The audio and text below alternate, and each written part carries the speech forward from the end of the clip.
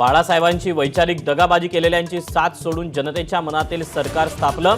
शिंदेंनी ठाकरेंना डिवचलं तर आजचा दिवस जागतिक खोके दिन। आदित्य ठाकरेंचा मुख्यमंत्र्यांना टोला।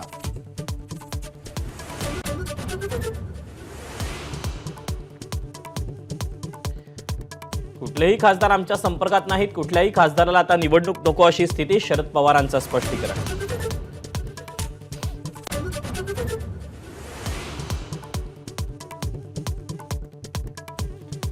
लोकसभा निवडणुकीनं सर्वांना जमिनीवर आणलं, राज ठाकरेंचं वक्तव्य तर आमचे पाय जमिनीवरच, शरद पवारांचं प्रत्युत्तर।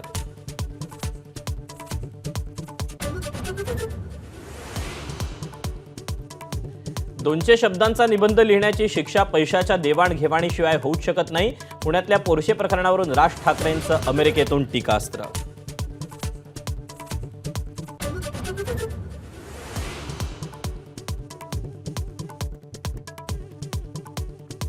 पिंपरी चिंचवडमध्ये अजित पवारांना धक्का बसण्याची शक्यता। अजित गव्हाणेसह 16 माजी नगरसेवक शरद पवारांच्या पक्षात प्रवेश करण्याच्या तयारीत।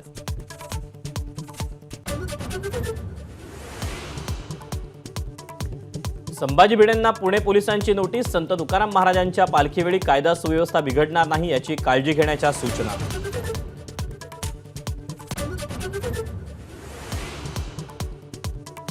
इंडियन पिनल कोडसह सीआरपीसी आणि एव्हिडन्स ऍक्टचा आज शेवटचा दिवस। उद्यापासून भारतीय न्याय संहिता आणि इतर 2 नवे कायदे लागू होणार।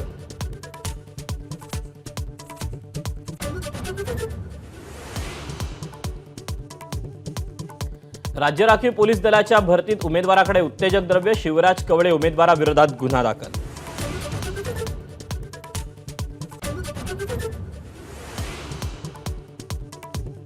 पोलीस भरतीसाठी आलेल्या अमळनेरच्या एका तरुणाचा ठाण्यात मैदानी चाचणी दरम्यान मृत्यू, तर 6 जणांची प्रकृती खालावल्याचीही माहिती।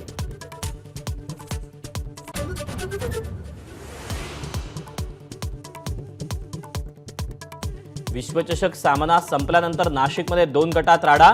नाशिक रोड परिसरात झालेल्या गोळीबारात 5 जण जखमी, एकाच्या पायाला गोळी लागल्याची माहिती।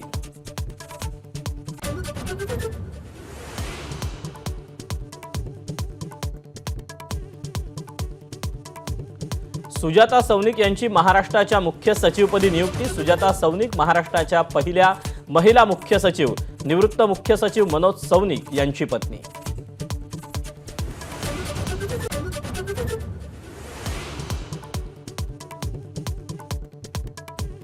संत ज्ञानेश्वर आणि संत तुकाराम महाराजांच्या पालखींचा आज पुण्यात मुक्काम।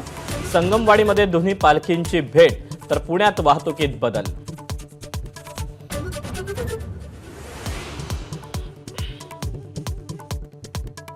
भुशी डॅम परिसरात एकाच कुटुंबातील 5 जण वाहून गेले। 2 जणांचे मृतदेह मिळाले। दुर्घटनेत लहान मुलं आणि महिलांचा समावेश।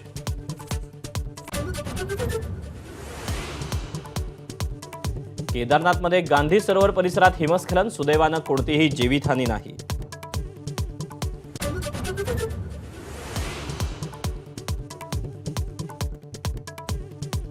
भारतानं तब्बल 17 वर्षांनी पुन्हा जिंकला 2020चा विश्वचषक।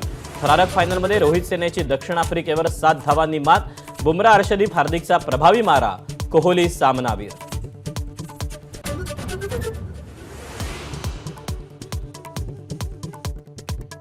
टीम इंडियाच्या विजयाच्या शिल्पकारांचे कोच एबीपी माझावर। रोहित, विराट आणि सूर्यकुमार यादव यांच्या कोचकडून खास शुभेच्छा।